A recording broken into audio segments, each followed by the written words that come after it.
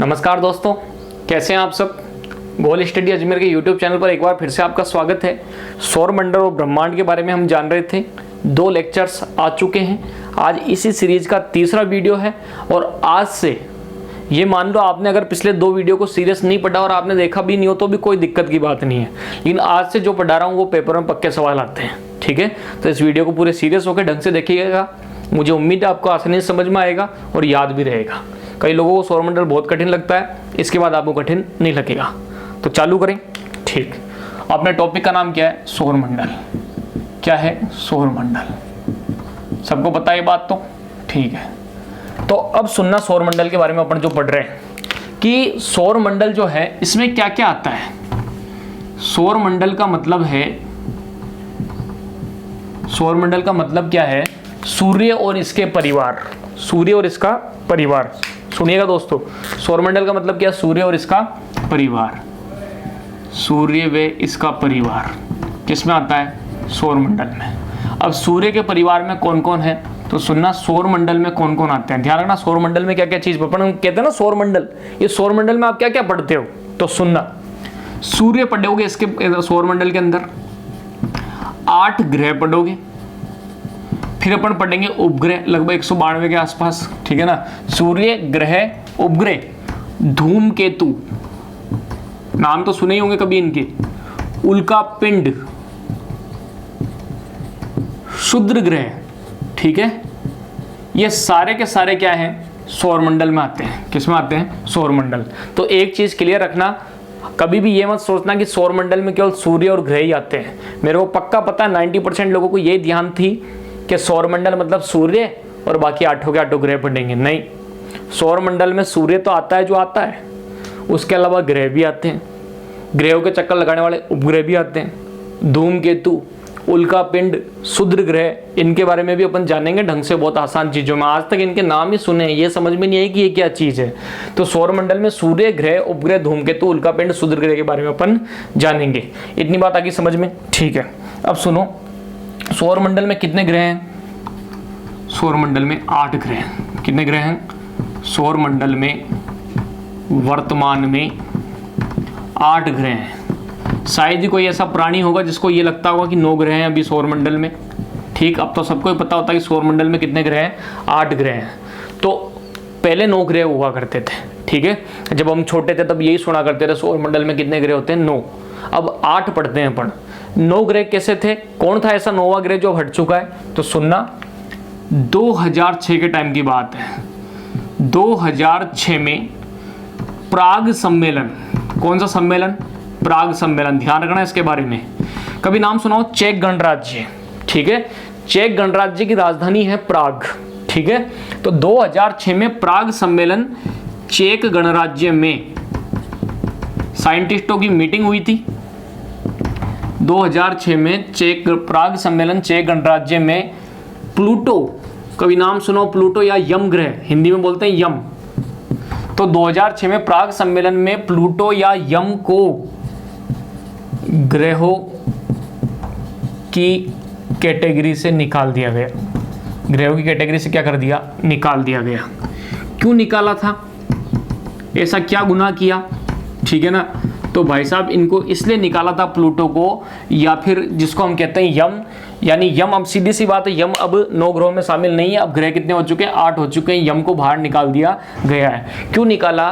क्योंकि देखो, आपने देखा होगा इस प्रकार से दीर्घ वृत्ताकार कक्षा में सभी ग्रह जो हैं किसके चक्कर लगा रहे हैं? सूर्य के चक्कर लगा रहे हैं। ऐसे देखा होगा आपने हमेशा सौरमंडल का चित्र।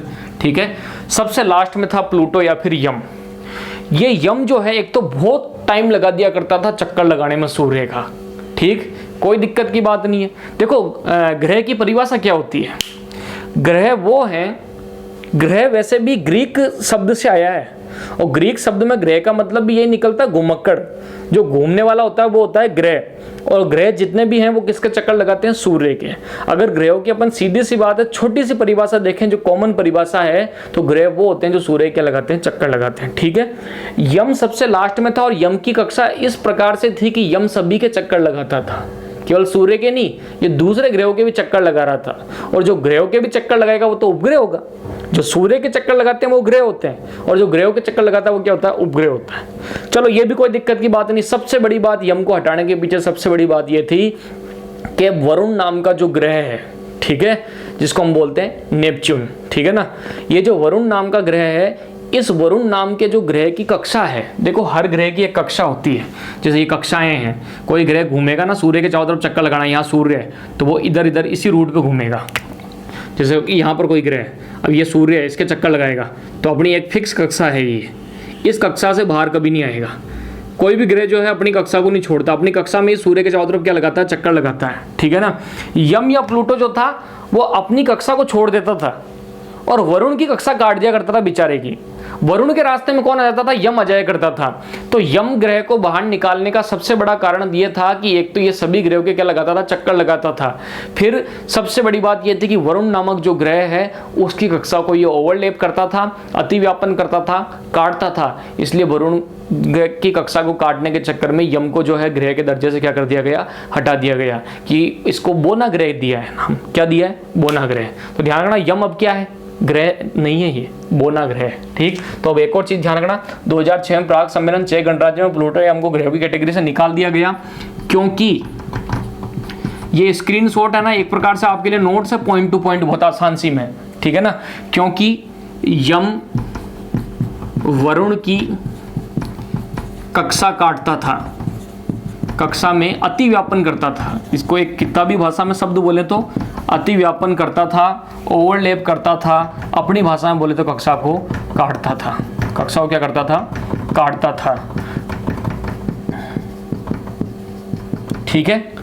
तो इतनी बात ध्यान रखिए। अब सुनो, और यम वर्तमान में क्या है, बोना ग्रह है। यम क्या है, बोना ग्रह है, ठीक। वर्तमान में यम क्या है, एक बोना ग्रह है, ठीक। इतनी बात ध्यान रखिएगा आपको, ठीक है। तो इसका भी आप स्क्रीनशॉट लो, फिर अपन आगे बढ़ते हैं, ठीक है। हाँ, ले लिया दोस्तों स्क्रीनशॉट। तो सुनो अब पूरी बात। तो सौरमंडल में सूर्य, ग्रह, उपग्रह, धूमकेतु, उल्कापिंड, क्षुद्रग्रह पड़ते हैं। वर्तमान में 8 ग्रह हैं, पहले 9 ग्रह हुआ करते थे। किसको बाहर निकाला, प्लूटो को। प्लूटो क्यों बाहर निकाला, वरुण की कक्षा को ओवरलैप करता था। यम एक बोना ग्रह है, ठीक, आज की तारीख में।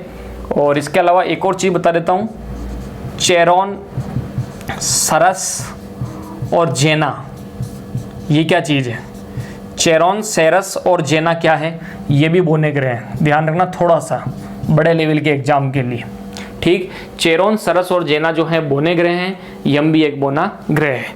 आगे बढ़ जाऊं तो अब मैं इसको क्या कर देता हूं, हटा देता हूं।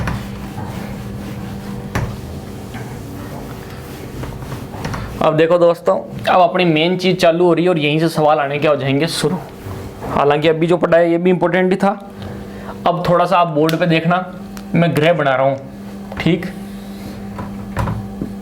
ये आप सब जानते हो, सौरमंडल का राजा कौन है, ये सूर्य देव है अपने, कौन है, सूर्य, ठीक। इसके बाद आगे बढ़े, अब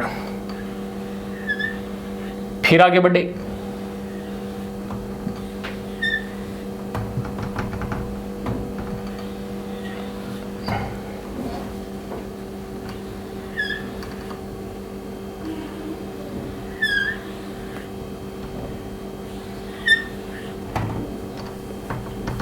देखते रहो इसको, मैं ग्रह बना रहा हूं आपके बड़े बड़े। तो 1 2 3 4 5, 1 2 3 4 5 6, 2 ग्रह और बनाने अभी मेरे को।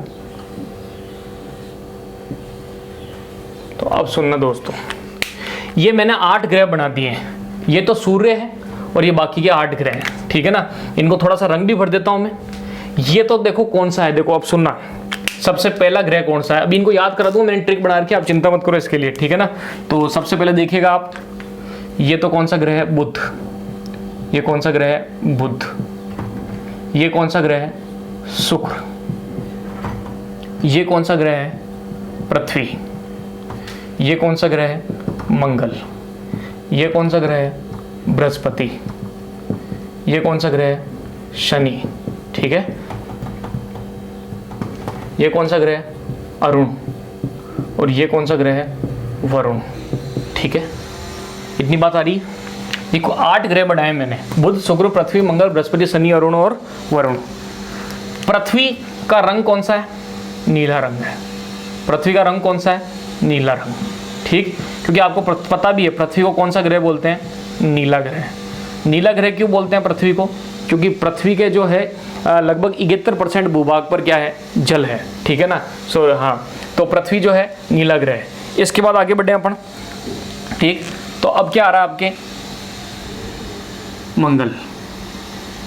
इसका भी सवाल आता है पेपर में बार बार कि जो मंगल है इसको अपन क्या बोलते हैं? लाल ग्रह। कौन सा ग्रह बोलते हैं? लाल ग्रह। तो लाल ग्रह कौन सा है? मंगल। और नीला ग्रह कौन सा है? पृथ्वी। ठीक, इसके अलावा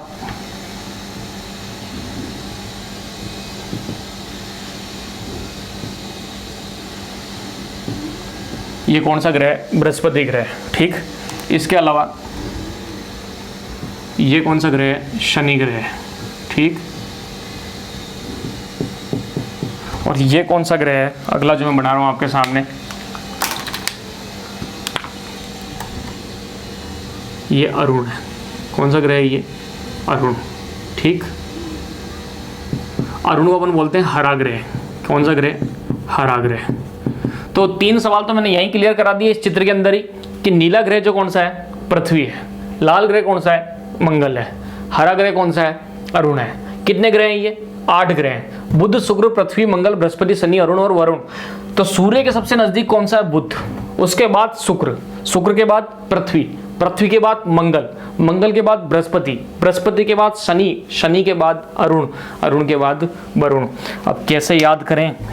अपने को तो याद करने से मतलब है, पेपर में तो ये आएगा, पेपर में ये चित्र बना हुआ थोड़ी आएगा, फिर तो आपको ही बता देगा, है ना। तो कैसे याद करें? तो इसकी एक ट्रिक है। बुध को मैंने शॉर्टकट में लिख दिया बी, शुक्र को भी मैंने शॉर्टकट में क्या लिख दिया? एस, पृथ्वी को मैंने शॉर्टकट में क्या लिख दिया? पी, मंगल को मैंने शॉर्टकट में क्या लिख दिया? एम, बृहस्पति को भी मैंने शॉर्टकट में क्या लिख दिया? बी, एस से शनि, ए से अरुण और वी से वरुण। ठीक, बी से बुध, एस से शुक्र, पी से पृथ्वी, एम से मंगल, बी से बृहस्पति, एस से शनि, ए से अरुण, वी से वरुण। इसकी एक ट्रिक हो गई शॉर्टकट में दोस्तों, बस पीएम बस, ऐसे पढ़ो, बस पीएम बस, अब मेरी बारी है, ऐसे याद रख लो कि कोई लड़का है जो कह रहा है कि बस प्रधानमंत्री बस, अब बारी किसकी है? मेरी है। तो बस पीएम बस, अब मेरी बारी है। बी एस यानी बस, ठीक, पीएम यानी पीएम, फिर बी और एस का मतलब क्या हो जाएगा? बस, फिर ए और बी का मतलब क्या हो जाएगा? अब। तो इस बी का मतलब बुध, एस का मतलब शुक्र, पी का मतलब पृथ्वी, एम का मतलब मंगल, अगले बी का मतलब बृहस्पति, अगले बी एस का मतलब शनि, ए से अरुण, बी से वरुण। बहुत आसान है। आठों के आठों ग्रह जो सूर्य के पास हैं उनको दूरी के आधार पर अपन क्रम में जमाएं तो ट्रिक क्या बनती है? बस पीएम बस, बी से बुध, एस से शुक्र, पीएम, पी मतलब पृथ्वी, एम मतलब मंगल, फिर आएगा बी और एस, अगले बी का मतलब क्या है? बृहस्पति, फिर एस का मतलब क्या है? शनि, फिर ए का मतलब क्या है? अरुण, फिर बी का मतलब क्या है? वरुण। मेरे को लगता है इतना तो आपको जरूर समझ में आया होगा। अब सुनो, ये जो चार, चलो एक काम करो, इसका स्क्रीनशॉट लो, फिर आगे बढ़ते हैं, है ना। इसका आप स्क्रीनशॉट लो, ठीक। हाँ तो ले लिया, ठीक। देखो याद रह क्या? बस पीएम बस, अब बुध, शुक्र, पृथ्वी, मंगल, बृहस्पति, शनि, अरुण और वरुण। तो नीला ग्रह कौन सा? पृथ्वी। लाल ग्रह कौन सा है? मंगल। और हरा ग्रह कौन सा है? अरुण। वलय वाला ग्रह कौन सा? रिंग वाला ज्यादा, शनि। अब सुनना है इसके बारे में। ये 4 ग्रह दोस्त हैं शुरू के 4 ग्रह अलग यूनियन में रहते हैं और बाद के 4 ग्रह भी अलग यूनियन में रहते हैं। तो क्या है इनका मामला? देखना, ये जो चारों ग्रह हैं इनका आकार लगभग पृथ्वी के समान है। ध्यान रखना, वो कौन कौन से ग्रह हैं जिनका आकार पृथ्वी के समान है? बुध, शुक्र, पृथ्वी और मंगल। आपको दिख भी रहा होगा, ये चारों लगभग बराबर से आकार के हैं, ठीक है ना, लगभग सेम साइज है इनकी, लेकिन इनको देखो सबको बड़े बड़े हैं बहुत, ठीक है ना। तो ये चारों ग्रह लगभग समान आकार के हैं, पृथ्वी के आकार से मिलते जुलते हैं, इसलिए इनको पार्थिव ग्रह भी कहते हैं। कौन से ग्रह कहते हैं? पार्थिव ग्रह। ध्यान रखना सवाल आएगा पार्थिव ग्रह कौन कौन से हैं, बुध, शुक्र, पृथ्वी और मंगल। ध्यान रखिएगा क्या, पार्थिव ग्रह कौन कौन से, पार्थिव में नाम आवाज आ रहा है पृथ्वी का, पार्थिव पृथ्वी, पृथ्वी के जैसे आकार के ग्रह शुरू के चारों, बस पीएम वाले जो शुरू के हैं, बुध, शुक्र, पृथ्वी, मंगल, ये कौन से ग्रह हैं, पार्थिव ग्रह। क्यों, क्योंकि पृथ्वी के लगभग आकार, पृथ्वी के लगभग समान है, ये पृथ्वी के लगभग समान आकार, इसलिए इनको क्या नाम दे दिया अपन ने, पार्थिव ग्रह। ठीक है, अगली बात ये आ रही है, ये सब ग्रह जो हैं ये चारों शुरू के अधिक घनत्व वाले ग्रह हैं। ये कौन से ग्रह हैं, अधिक घनत्व वाले ग्रह। घनत्व बराबर होता है द्रव्यमान बटे आयतन, इनका द्रव्यमान भी क्या है, ज्यादा है। अधिक घनत्व वाले क्या हैं, ये ग्रह हैं। ठीक है, इतनी बात रहेगी क्या ध्यान, पार्थिव ग्रह जो है पृथ्वी के लगभग समान आकार वाले ग्रह हैं और अधिक घनत्व वाले क्या हैं, ये ग्रह हैं। इनको हम भारी ग्रह भी कह देते हैं। कौन से ग्रह कह देते हैं, भारी ग्रह। ठीक है, इसके अलावा इनको एक इंपॉर्टेंट शब्द आंतरिक ग्रह भी कहते हैं। कौन से ग्रह कहते हैं, आंतरिक ग्रह। आंतरिक ग्रह क्यों कहते हैं इनको, जैसे ऐसे मानो सूर्य से अपन जा रहे हैं इधर, सूर्य यहाँ रह गया, फिर इससे बुध की तरफ, फिर शुक्र, फिर पृथ्वी, फिर मंगल, फिर बृहस्पति, फिर शनि, फिर अरुण, वरुण। सूर्य से अपन किधर जा रहे हैं, इधर जा रहे हैं। तो बताओ जब सूर्य से आप इधर जाओगे तो अंदर कौन से ग्रह हैं, सूर्य से जब आप ऐसे जा रहे हैं तो अंदर कौन से होंगे, ये तो बाहर के हो गए ना, और ये सब कौन से हो गए, अंदर के। तो अंदर के ग्रह कौन से हैं, बुध, शुक्र, पृथ्वी और मंगल। पृथ्वी के समान आकार के हैं लगभग, दिख रहा होगा, दिमाग में बिठा लेना, इसलिए पार्थिव ग्रह। इनका घनत्व क्या है, सभी का ज्यादा है, अभी बताऊंगा पूरी बात। इनका सभी का क्या घनत्व ज्यादा है, वाला नहीं वाले हैं, ये चारों हैं। इनको आंतरिक ग्रह भी कह देते हैं, भारी ग्रह भी कह देते हैं। इतनी बात ध्यान रहेगी। इधर आओ, अब यहां पर सभी ग्रहों का आकार लगभग बृहस्पति के समान है, इसीलिए बृहस्पति, शनि, अरुण और वरुण, इनको अपन बोलते हैं बृहस्पति ग्रह। कौन से ग्रह, बृहस्पति ग्रह। यानी बृहस्पति के दोस्त हैं सारे के सारे आकार में, क्योंकि आकार में लगभग बृहस्पति के समान है। ये सब आकार में लगभग किसके समान है, ये बृहस्पति के समान है। क्या इतनी बात ध्यान रहेगी। ठीक, इनको आंतरिक ग्रह थोड़ी बोलेंगे, इनको तो बाहर के बोलेंगे, ये तो बाहर के लोग हैं, अंदर तो वो चारों थे। तो बाह्य ग्रह, ये सब क्या है, बाह्य ग्रह हैं। और सुनो एक और बात दोस्तों, ये चारों ग्रह जो हैं बुध, शुक्र, पृथ्वी और मंगल, ये बने हैं चट्टानों से। किन से बने, चट्टानों से। बुध, शुक्र, पृथ्वी और मंगल चट्टानों से बने हैं, तो सीधी सी बात है, जो चट्टानों से बना होगा वो भारी होगा कि हल्का होगा, है। इतना तो अपन सब में दिमाग है, कभी चट्टान को हाथ में उठा के यूं गेंद की तरह फेंक सकते कि चट्टान को फेंक दी। ठीक, चट्टान क्या होती है, भारी। तो ये ग्रह भी क्या होंगे, भारी होंगे। तो बुध, शुक्र, पृथ्वी और मंगल जो हैं ये चट्टान वाले ग्रह हैं। कौन से ग्रह हैं, चट्टानी ग्रह हैं। कौन से ग्रह, चट्टानी ग्रह। बुध, शुक्र, पृथ्वी, मंगल कैसे ग्रह हैं, चट्टानी।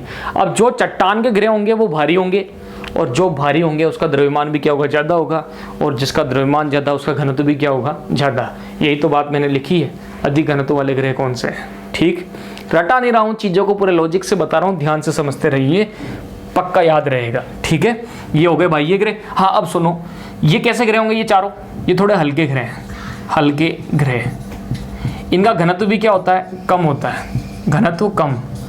आपने कभी सुना होगा ऐसा कौन सा ग्रह है जिसको हम पानी में डुबो दें तो वो ग्रह डूबेगा ही नहीं।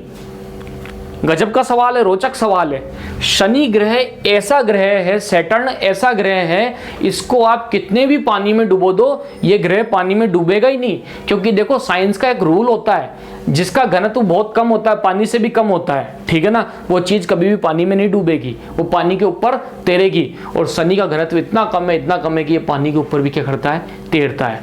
इन चारों ग्रहों के अंदर आप चारों में इतना वजन है कि पानी में तो पक्का डूबेंगे ही, अपन ही डूब जाते तो पृथ्वी तो कितनी भारी है। लेकिन ये ग्रह जो है इनके घनत्व बहुत कम होते हैं, ठीक है। क्योंकि घनत्व कम होने की सबसे बड़ी वजह यह है क्योंकि ये सब गैसों से बने हैं। ये सब ग्रह किससे बने हैं, गैसों से। ये सारे ग्रह तो किससे बने हैं, चट्टानों से।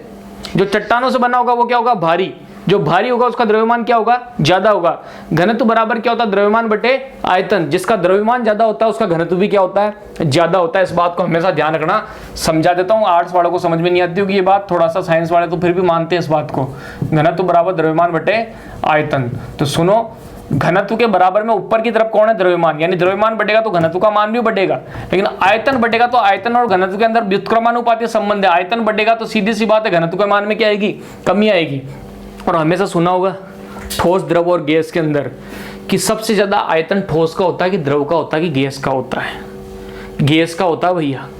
आज अगर मैं यहाँ पर कोई छोटी सी वस्तु जो ठोस है वो रखूंगा तो क्या वो फैल जाएगी? क्या नहीं फैलेगी, ठीक है ना। अगर मैंने ये डस्टर जो है ये यहाँ पर रख दिया तो इसका आयतन इतना सही है, ठीक। इसी जगह में इसी के बराबर मात्रा का पानी लूंगा, द्रव लूंगा, तो थोड़ा फैलेगा। पानी की आदत होती है फैलने की, यानी पानी का आयतन थोड़ा ज्यादा होगा, द्रव का आयतन ज्यादा होगा ठोस की तुलना में।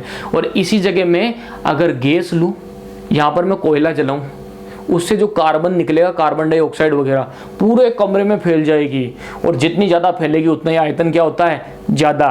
तो गैसों का आयतन सबसे ज़्यादा क्या होता है? ज़्यादा होता है। और जिसका आयतन सबसे ज़्यादा उसका घनत्व तो सबसे कम। तो इन सभी गैसों के बनने में सबसे बड़ा रोल किसका? गैसों का। ये चट्टानों से बने इसलिए इनके घनत्व क्या है? ज़्यादा है। ये हल्के ग्रह हैं, घनत्व कम है इनका, क्योंकि ये चारों के चारों ग्रह किससे बने हैं? गैस से बने ग्रह। किससे बने ग्रह हैं? गैस से। और जो गैस से बने हुए उनका घनत्व भी क्या होगा? कम होगा, ठीक है। इतनी बात मेरे को उम्मीद है कि आपको अच्छी तरीके से समझ में आएगी। बहुत आसान है। सौरमंडल पढ़ रहे हैं, सौरमंडल के अंदर ग्रह, उपग्रह, धूमकेतु, उल्कापिंड वगैरह के बारे में हम अध्ययन करेंगे। उसके बाद मैंने बात करी कि 8 ग्रहों को क्रम से जमाएं। बस PM, बस अब बुध, शुक्र, पृथ्वी, मंगल, बृहस्पति, शनि, अरुण, वरुण, ये क्रम हो गया। नीला ग्रह पृथ्वी, लाल ग्रह मंगल, हरा ग्रह कौन सा? अरुण। और ये चारों ग्रह जो हैं आंतरिक ग्रह, ये चारों बाह्य ग्रह। ये बाहर के लोग है, बाहर की तरफ है, नहीं है। और ये किधर के हैं? अंदर के। अरे ऐसे समझ लो, इधर सूर्य आ गया, इधर ये चारों आ गए, ये चारों तो बीच में हो गए ना, तो ये अंदर के हो गए और ये बाहर के लोग हो गए। आगे बात, पृथ्वी के समान आकार इसलिए क्या नाम दिया? पार्थिव ग्रह। बृहस्पति के समान चारों का आकार इसलिए बृहस्पति ग्रह। अधिक घनत्व वाले ग्रह हैं ये सारे के सारे, क्योंकि इनका भार क्या है? इनका द्रव्यमान क्या है? ज्यादा है। क्यों ज्यादा है? क्योंकि ये चट्टानों से बने हैं, जबकि इन चारों का घनत्व बहुत कम है, क्योंकि ये किससे बने? गैसों से बने हैं। ये भारी ग्रह हैं, ये हल्के ग्रह हैं। क्या इतनी बात समझ में आई? इस वीडियो के अंदर इतना समझ में आ गया हो तो बहुत है। अगले वीडियो के अंदर आगे फिर चर्चा करेंगे, ठीक है ना। तो इसी के साथ फिर हम आगे बढ़ जाएं, ठीक है। लेकिन फिर भी 2-3 लाइनें और बता देता हूँ, इंपॉर्टेंट, फिर अगले वीडियो में करेंगे चर्चा। तो इसका स्क्रीनशॉट ले लो 1 सेकंड, फिर ये 2 लाइनें और लिख देता हूँ, ठीक। फिर वीडियो को अपन खत्म करेंगे। ले लिया होगा आपने इसका स्क्रीनशॉट, ठीक है। तो ध्यान रहेगा कि ये दिमाग में, ठीक है, रट लेना इन चीज़ों को। रट क्या लेना? समझ लेना। मैंने समझा दिया ढंग से, इतना अच्छा समझाया है, उम्मीद करता हूँ आपको समझ में भी आया होगा, ठीक है। और किसी को अब भी समझ में नहीं आया हो ना, तो वीडियो को 2 बार देख लेना, 3 बार देख लेना, और बाकी कमेंट भी कर देना, फिर पर्सनली समझाऊंगा बढ़िया ढंग से, और ठीक है ना। हाँ, तो आगे बढ़े। अब ये जो 8 के 8 ग्रह हैं, ये किसके चक्कर लगा रहे थे भाई साहब? सूर्य के चक्कर लगा रहे थे। किसके चक्कर लगा रहे थे? सूर्य। अब एक चीज सुनो, अभी थोड़ी देर पहले बताई थी मैंने ये बात, तो कि जैसे उदाहरण के लिए मान लो ये बीच में है सूर्य। क्या है ये? सूर्य। और ये चारों तरफ सूर्य के कक्षाएं हैं ग्रहों की। क्या है ये? कक्षाएं हैं।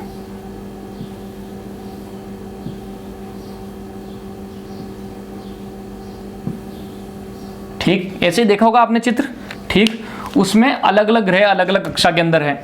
कोई यहाँ है, कोई यहाँ है, जैसे बुध की कक्षा हो गई, ये शुक्र की कक्षा हो गई, ये पृथ्वी की हो गई, ये मंगल की हो गई, बृहस्पति की हो गई, शनि की हो गई, अरुण की हो गई, वरुण की हो गई, ऐसे हो गई। मानो सब अपने अपने क्या लगा रहे हैं? रोड पे चक्कर लगा रहे हैं, ठीक। तो बताओ, सभी ग्रह सूर्य के चारों ओर चक्कर लगाते हुए कौन से पथ पर चलते हैं? गोलाकार पथ पर, कि परवलयाकार पथ पर, कि दीर्घवृत्ताकार कक्षा पर, या फिर इनमें से कोई नहीं? तो ध्यान रखना, ये दीर्घवृत्त की आकृति कभी गणित पढ़ी हो, गणित के अंदर ऐसी आकृति जो होती है ना, ऐसी, वो होती है दीर्घवृत्त की। जिनके साइंस में सब्जेक्ट रहा वो तो जानते भी, यहाँ पर ना भी निकालते हैं, पता नहीं क्या करते हैं अपन, दीर्घवृत्त, ठीक है ना। तो ध्यान रखना, एक सवाल इंपॉर्टेंट, क्या है वो सवाल? सभी ग्रह सूर्य के चारों ओर, सभी ग्रह सूर्य के चारों ओर दीर्घवृत्ताकार पथ पर चक्कर लगाते हैं। कौन से पथ पर चक्कर लगाते हैं? दीर्घवृत्ताकार पथ पर चक्कर लगाते हैं। ध्यान रहेगी क्या? ठीक। किसके चक्कर लगा रहे हैं? सभी ग्रह सूर्य के। और अपना सूर्य, अपने 8 के 8 ग्रह और अपना पूरा ये सौरमंडल, ये भी किसी के चक्कर लगा रहा है। ब्रह्मांड में हर कोई किसी न किसी के चक्कर लगाता रहता है, कोई भी ठाला नहीं है, ठीक है ना। ये पूरा जो सौरमंडल है ना, किसके चक्कर लगा रहा है? आकाशगंगा के। तो ध्यान रखना, सौरमंडल आकाशगंगा के चक्कर लगाता है। सौरमंडल आकाशगंगा के चक्कर लगाता है, ठीक। एक और इंपॉर्टेंट सवाल, बताओ पृथ्वी कौन सी दिशा में घूमती है? पृथ्वी का तो सुना ही होगा यार, और ग्रहों का नहीं सुना हो तो। पृथ्वी जो है पश्चिम से पूर्व दिशा में घूमती है। ध्यान रखना, पूर्व से पश्चिम मत कर देना। कई लोग क्या समझते हैं, सूर्य पूर्व में उगता है और पश्चिम में डूब जाता है, इसलिए वो सोचते हैं पृथ्वी भी कैसे घूम रही होगी पूर्व से पश्चिम। नहीं दोस्तों, पृथ्वी जो है पश्चिम से पूर्व की तरफ घूमती है। और 8 के 8 जो ग्रह है ना, इनमें से 6 ग्रह सारे के सारे वेस्ट टू ईस्ट यानी पश्चिम से पूरा घूर्णन करते हैं। तो सुनना, एक ग्रह है शुक्र व अरुण, इन दोनों को छोड़ दो, ये दोनों थोड़े अलग ही है भाई साहब, अपवाद है। शुक्र व अरुण को छोड़कर सभी ग्रह पश्चिम से पूर्व घूर्णन करते हैं, पश्चिम से पूर्व घूर्णन करते हैं। तो बताओ शुक्र और अरुण कौन सी दिशा में करेंगे? तो शुक्र व अरुण जो है ये करते हैं ईस्ट से वेस्ट, ये उल्टे हैं दोनों के दोनों, है ना। ये ईस्ट टू वेस्ट यानी सीधी सी बात है, पूर्व से पश्चिम घूर्णन करते हैं, जबकि बाकी सभी ग्रह किधर घूर्णन करते हैं? पश्चिम से पूर्व। तो इस वीडियो में मैंने बहुत कुछ बताया, सौर मंडल की सामान्य जानकारी स्टार्ट हो चुकी है। ये बहुत ज़्यादा इंपॉर्टेंट वीडियो है। इस वीडियो के सवाल आपका सिलेक्शन भी करवा सकते हैं, क्योंकि हर किसी को, मेरे को पता ही याद नहीं रहता पार्थिव ग्रह कौन से हैं, आंतरिक ग्रह कौन से हैं, बाह्य ग्रह कौन से हैं। जो चीज़ सबसे कम समझ में आती है वो चीज़ मैंने आज इस वीडियो में आपको बता दी। अगले वीडियो से हम सूर्य के बारे में पढ़ेंगे, बुध के बारे में पढ़ेंगे, ऐसे करते करते 8 ग्रह क्या करेंगे, खत्म करेंगे। कंटिन्यू वीडियो देखते रहा करो, ठीक है। और वीडियो वैसे भी एक दिन के अंदर आ ही जाता है, लगभग एक दिन छोड़ के एक दिन, नहीं तो डेली के लगभग मेरी कोशिश रहती है कि एक वीडियो आ जाए, ठीक है ना। फिर भी थोड़ी व्यस्तताएं चल रही है, आपकी भी परीक्षाएं हैं तो हमारी भी कुछ परीक्षाएं होती है, ठीक है ना। इस कारण वीडियो आते रहेंगे टाइम टू टाइम, सारे टॉपिक आपके सभी सब्जेक्टों के पूरे कराए जाएंगे। और कोशिश यही है कि जिसके पेपर नज़दीक है उसी हिसाब से जो वेरी इंपॉर्टेंट टॉपिक है उसका हम चयन कर रहे हैं और उसी को पहले करवा रहे हैं। तो वीडियो को लाइक शेयर सब्सक्राइब जरूर करना, ठीक है ना, और ताकि औरों को भी समझ में आ सके ये टॉपिक, ठीक है। इसी के साथ धन्यवाद, अगले वीडियो में मिलते हैं।